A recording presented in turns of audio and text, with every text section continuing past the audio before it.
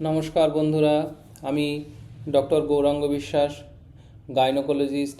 আমাদের কাছে অনেক মায়েরা আসেন, এসে বলেন ডাক্তারবাবু প্রেগন্যান্সি তো আসছে কিন্তু বারবার বাচ্চা নষ্ট হয়ে যাচ্ছে, কি আমরা করব, বা একটু যদি সাজেশন দিতেন।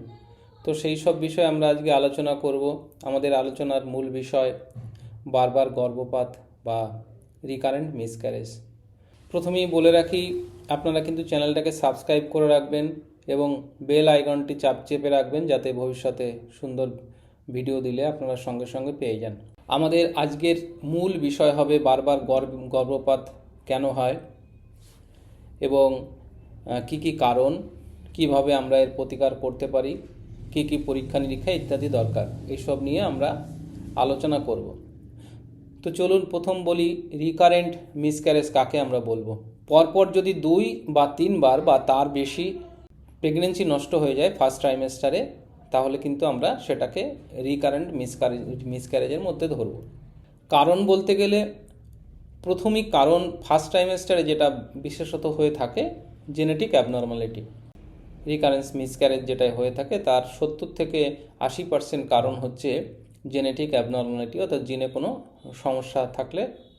এছাড়া জরায়ুতে গঠনগত কিছু সমস্যা থাকতে পারে, হরমোনজনিত সমস্যা, কখনো কখনো যাদের রক্ত জমাট বাঁধার সমস্যা থাকে, অর্থাৎ যাদের রক্ত হাইপার কোয়াগুলেশন বলে, যে সহজেই রক্ত জমাট বেঁধে যায় যাদের। তো আমরা এক একটা ধরে ধরে আলোচনা করব। প্রথমে জেনেটিক সমস্যা। ভ্রূণের যদি ক্রোমোজোম ঠিকমতো গঠিত না হয়, ক্রোমোজোমে যদি ডিলিশন থাকে বা মিউটেশনে কোনো প্রবলেম হয়, জেনেটিক যে সিকোয়েন্সগুলো থাকে তাতে যদি কিছু ডিলিশন অ্যাডিশন হয়, সেক্ষেত্রে কিন্তু এটা হতে পারে। এটা কিন্তু প্রতিরোধযোগ্য নয়, অর্থাৎ বারবার এটা হতেই থাকে প্রায়, কারণ জিনের ওই ধরনের ক্রোমোজোমের ওই ধরনের সমস্যাগুলো থাকে, তার জন্য কিন্তু বারবার এটা হতে থাকে।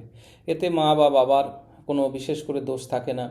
এইটা ধরার জন্যে যখন বারবার রিকারেন্স হয়, তখন যে প্রোডাক্টটা তৈরি হয়, অর্থাৎ প্রেগনেন্সির যে প্রোডাক্ট অফ কনসেপশন বলা হয়, সেই প্রোডাক্টটাকে নিয়ে কিন্তু বায়োপসি এবং জেনেটিক যে স্টাডিগুলো সেটা করলে কিন্তু এটা ধরা পড়ে।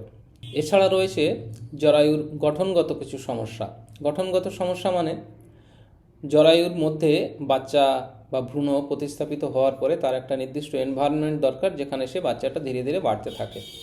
তো জরায়ুর মধ্যে যদি কখনো কখনো সেপ্টাম থাকে, অর্থাৎ কিছুটা মাংস বেরিয়েছে, কর্নুয়েট ইউটেরাস, অর্থাৎ দুদিকে দুটো কর্ণমতো হয়ে থাকে, এই সব ক্ষেত্রে কিন্তু জরায়ুতে ঠিকমতো ভ্রূণটা প্রতিস্থাপিত হতে পারে না, ব্লাড সাপ্লাইগুলো অসুবিধা হয়, তার থেকে কিন্তু রিকারেন্ট প্রেগনেন্সি লস হতে পারে বা স্পেস কম হয়। জরায়ুর মধ্যে যদি কখনো পলিপ থাকে বা অ্যাডেশন থাকে, এইসব ক্ষেত্রে কিন্তু হতে পারে, যেটা ভ্রূণের জন্য একটা আদর্শ জায়গা নয় ঠিকমতো ভ্রূণটা প্রতিস্থাপিত হওয়া বা ভ্রূণটা ঠিকমতো বেড়ে ওঠা। এই জন্যে কিন্তু বারবার মিসক্যারেজ হতে থাকে। হরমোনজনিত সমস্যা বলেছিলাম। হরমোনজনিত সমস্যার মধ্যে যেমন রয়েছে প্রজেস্টেরনের ঘাটতি, অর্থাৎ আমরা ইউজুয়ালি প্রেগনেন্সি আসার পরে একটা প্রজেস্টেরন সাপোর্ট দিয়ে থাকি।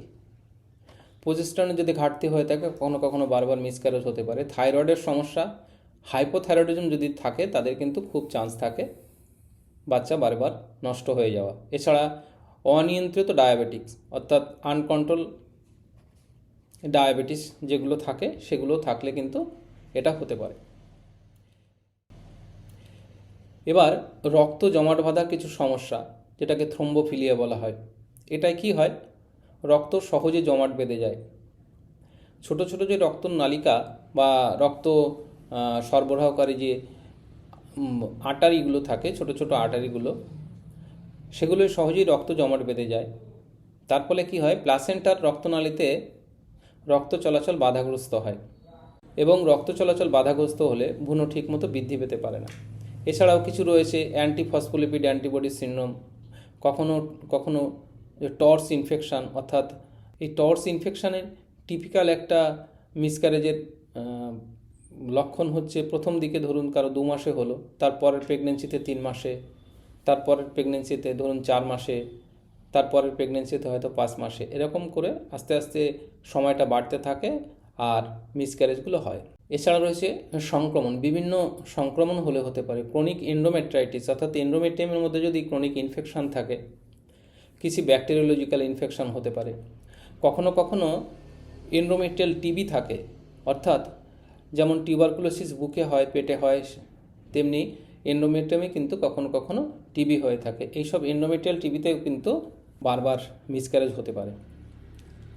এছাড়া রয়েছে কিছু সাধারণ সমস্যা, যেগুলো বেশি পরিমাণে ধূমপান, মদ্যপান, অতিরিক্ত অ্যালকোহল, অতিরিক্ত ওজন বা খুব ওজন কমে যাওয়া, দীর্ঘদিন মানসিক চাপ ইত্যাদি কারণে হয়ে থাকে।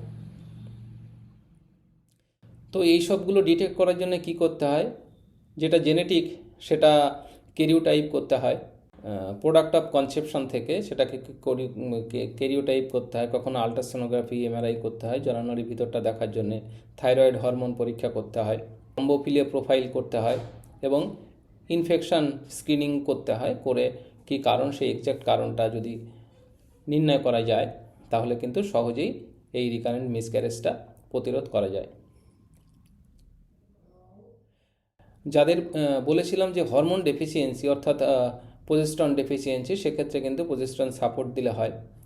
যাদের অ্যান্টিফসফোলিপিড অ্যান্টিবডি সিনড্রোম থাকে তাদেরকে, বা যাদের টর্স ইনফেকশন থাকে তাদেরকে আমরা টিপিক্যালি যেটা দিয়ে থাকি অ্যাসপিরিন ওষুধ 75 থেকে 150 মিলিগ্রাম পার ডে করে আমরা দিয়ে থাকি। কখনো কখনো হেপারিন ইঞ্জেকশন প্রতিদিন দেওয়া হয়।